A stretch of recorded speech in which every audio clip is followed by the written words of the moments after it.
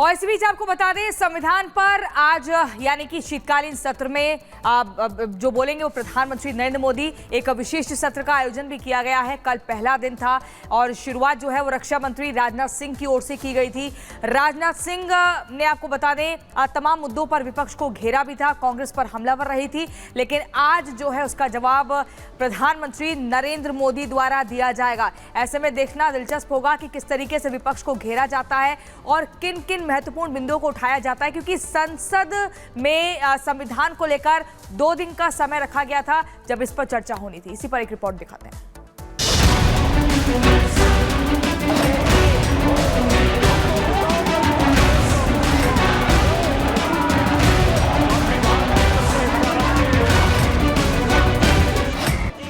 संविधान के 75वें वर्ष में संसद में इस पर चर्चा हो रही है।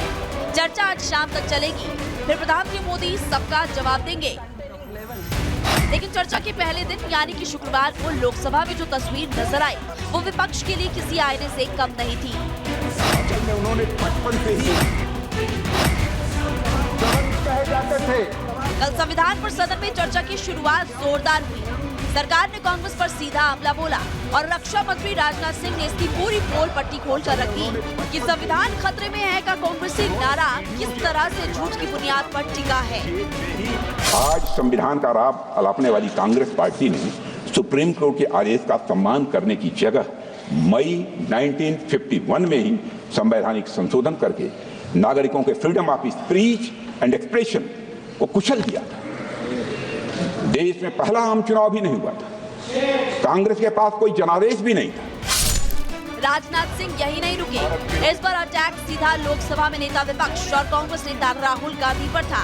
राजनाथ सिंह ने कहा कि कुछ लोगों ने बचपन से ही संविधान को जेब में रखे देखा है, लेकिन बीजेपी संविधान को सर माथे पर लगाती है।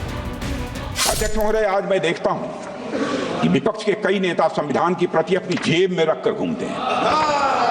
असल में उन्होंने बचपन से ही यही सीखा है। उन्होंने पीढ़ियों से अपने परिवार में संविधान को जेब में ही रखे देखा।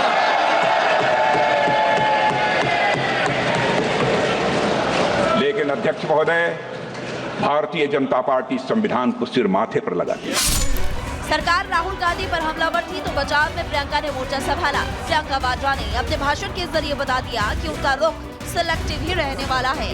हालांकि कांग्रेस को अखिलेश का भी साथ मिला तो विरोधियों को आईना जेडीयू सांसद ललन सिंह ने दिखाया। सत्ता पक्ष के साथी आज खड़े हुए और तमाम गिनती करने लग गए कि ऐसा हुआ वैसा हुआ, 1975 में जो हुआ, तो सीख लीजिए ना, आप भी सीख लीजिए। आप भी अपनी गलतियों के लिए माफी मांग लीजिए। देश के 20 करोड़ से ज्यादा अल्पसंख्यकों के, विशेषकर मुसलमानों के दूसरे दर्जे का नागरिक बना देने का प्रयास चल रहा है। उन पर हो रहे अत्याचार प्रतिदिन बढ़ते जा रहे हैं। उनकी संपत्ति को लूटा जा रहा है, हत्याएं की जा रही हैं, घर तोड़े जा रहे हैं, उनके पूजा स्थलों पर कब्जा प्रशासन की मदद से किए जा रहे हैं। संविधान से उनको कोई मतलब नहीं है, उनको कोई संविधान से लेना देना नहीं है। सोना का चम्मच लेके हम लोग पैदा हुए हैं इस देश में शासन करने के लिए। देश की जनता ने कहा कि आप विपक्ष में बैठने के लायक हो, वहीं बैठते रहो। और इसी बीच कई विपक्षी सांसद अपने अपने एजेंडे के तहत सरकार पर सवाल उठाते रहे। लोकसभा में सियासी पावर शो आज भी जारी रहेगा, जिसका जवाब अंत में प्रधानमंत्री मोदी देंगे। संविधान की दुहाई देने वालों को सच से सामना करवाएंगे। Bureau report, Republic Bharat. सीधा आपको यहाँ से विजय चौक लिए चलते हैं। शिखा इस वक्त हमारे साथ जुड़ी हुई हैं। शिखा, कल संविधान के 75 वर्ष पूरे होने को लेकर चर्चा की शुरुआत हुई थी। राजनाथ सिंह ने पिछली सरकारों को जमकर घेरा और आज की बात करें, प्रधानमंत्री मोदी का भी संबोधन आज।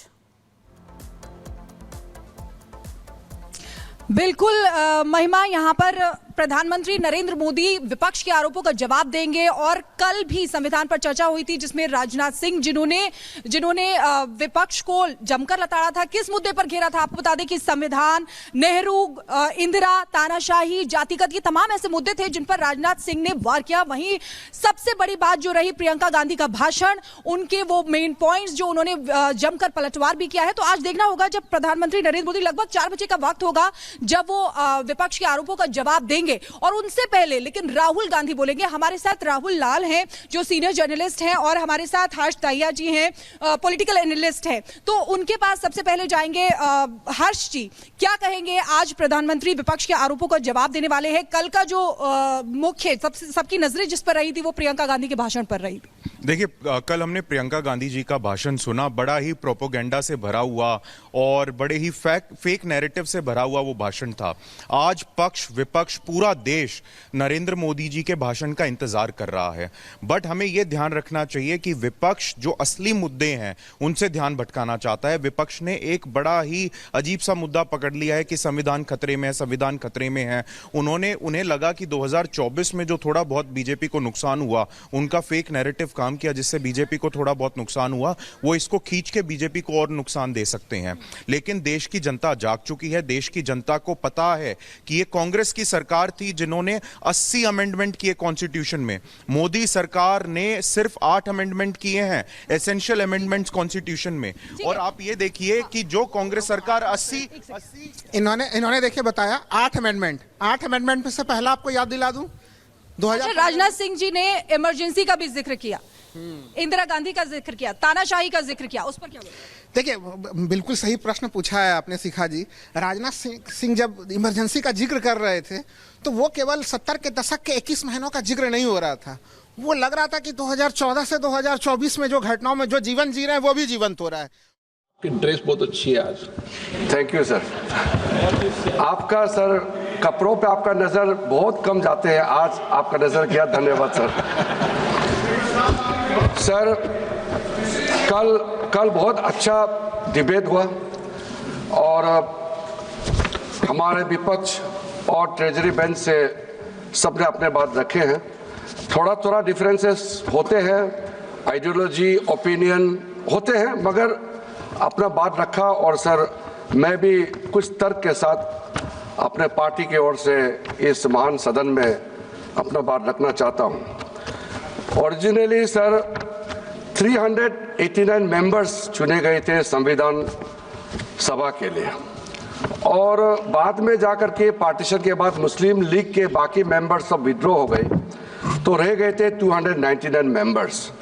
और 299 मेंबर्स ने टोटल उसमें 15 महिलाएं और 8 मेजर कमेटियां और 13 माइनर कमेटियां गठन करके 2 साल 11 महीने 18 दिन कुल मिलाकर के 11 सेशंस और 165 दिन काम करके ये महान संविधान का रचना हुई।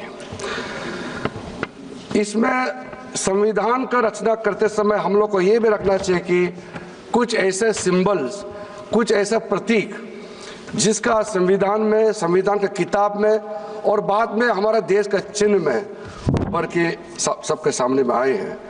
मैं सबसे पहले तो हमारा देश का महान जो इतिहास है उसके बारे में सिर्फ इसी चीज़ का जिक्र करना चाहता हूँ।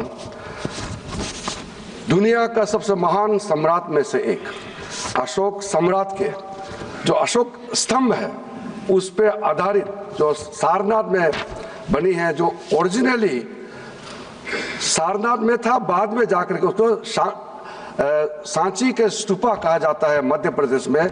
वहाँ अभी भी जाके देख के आ सकते हैं। मैं आज से 6 दिन पहले सांची खुद जाकर के दर्शन करके आए हैं। और जो हमारा तिरंगा झंडा में 3 कलर है, सबको मालूम है।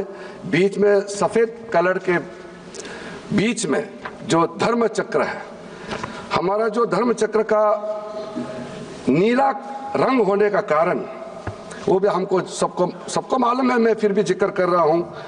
उसको व्हील ऑफ लॉ, विधि का चक्र कहा जाता है, क्योंकि नीला रंग दर्शाता है आकाश, महासागर और सार्वभौमिक सत्य को दर्शाता है।